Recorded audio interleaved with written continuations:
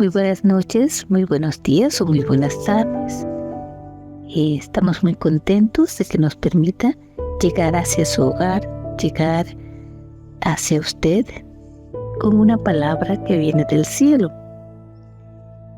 Pablo nos habla en el libro de Romanos acerca de los conflictos interiores, aquellos que nos producen inestabilidad, que producen tristeza, que nos produce una situación de desconsuelo, porque como así lo dijo un día Pablo, así que queriendo yo hacer el bien, hallo esta ley, que el mal está en mí. Capítulo 7, versículo 21. Y él dijo, porque según el hombre interior me deleito en la ley de Dios. Habían dos leyes que estaban peleando en la vida de Pablo. Pero dice el versículo 23, pero veo otra ley en mis miembros que se rebela contra la ley de mi mente y que me lleva cautivo a la ley del pecado que está en mis miembros. Y él hace una declaración muy importante cuando dice, miserable de mí, ¿quién me librará de este cuerpo de muerte? Pablo se hace varias preguntas porque no entendía qué es lo que pasaba en él. Él había conocido la palabra, su vida había sido transformada, ¿sí? Él se entregó de lleno a buscar de Dios. Se entregó de una manera absoluta cuando dijo, Señor, ¿qué quieres que yo haga?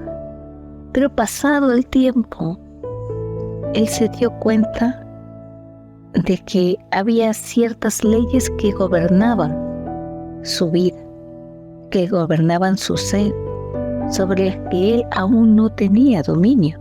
Por eso es que él dice, porque no hago el bien que quiero, sino el mal que no quiero, eso hago. Y si lo hago, y si hago lo que no quiero, ya no lo hago yo, sino el pecado que mora en mí.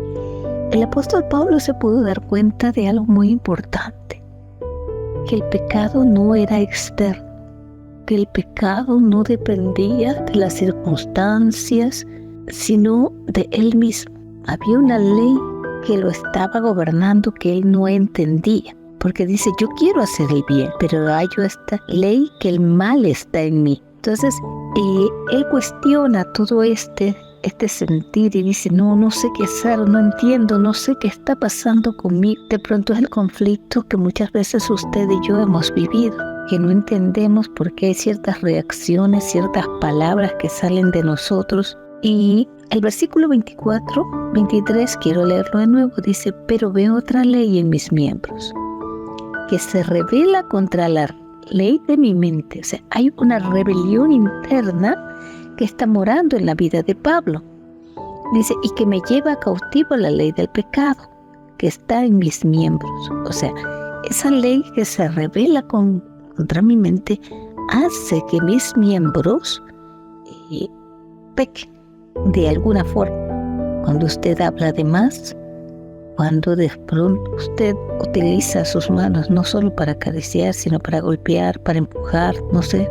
Por eso es que el versículo 24 él dice, miserable de mí. Y se hace una pregunta, ¿quién me librará de este cuerpo de muerte? La respuesta la tiene el versículo 25, cuando dice, gracias doy a Dios por Jesucristo, Señor nuestro. Así que yo mismo con la mente sirvo a la ley de Dios, mas con la carne a la ley del pecado. ¿Qué nos quiere decir esto? Que cuando nosotros decidimos vivir en el Espíritu, buscar las cosas de Dios, los frutos del Espíritu, hay una ley que va a gobernar y que va a ser una ley del bien. Porque dice que cuando usted decide vivir llenándose de los frutos del Espíritu, dice para el espiritual no hay ley.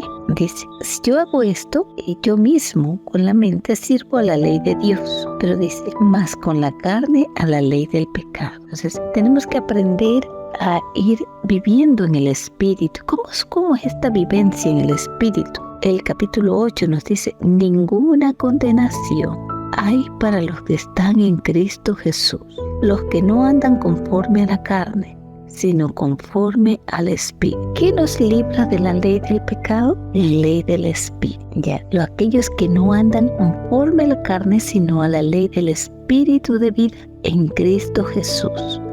Dice que me ha librado del pecado y de la ley de la muerte. Versículo 3. Porque lo que era imposible para la ley, por cuanto era débil por la carne, Dios, enviando a su Hijo en semejanza de carne de pecado a causa del pecado, condenó al pecado en la carne. O sea, Cristo fue aquel que nos redimió de esa ley del pecado. Versículo 5 dice, porque los que son de la carne piensan en las cosas de la carne, pero los que son del Espíritu en las cosas del Espíritu. Versículo 6, porque el ocuparse de la carne es muerte, pero el ocuparse del Espíritu es vida. Entonces, ¿qué elegimos nosotros? ¿De qué elegimos alimentar?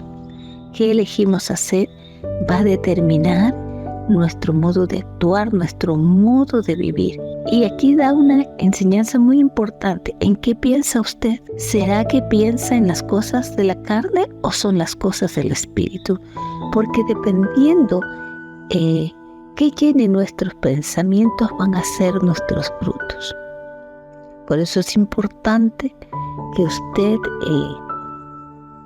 le pida a Dios que su vida pueda ser llena de templanza, de amor, de paz, de misericordia, porque van a salir estos frutos. Y dice el versículo 6, el ocuparse de la carne es muerte, pero el ocuparse del Espíritu es vida y paz. Paz va a venir a su vida, tranquilidad. Y el versículo 7 dice una gran verdad. Por cuanto los designios, dice, de la carne son enemistad contra Dios, porque no se sujetan a la ley de Dios ni tampoco pueden.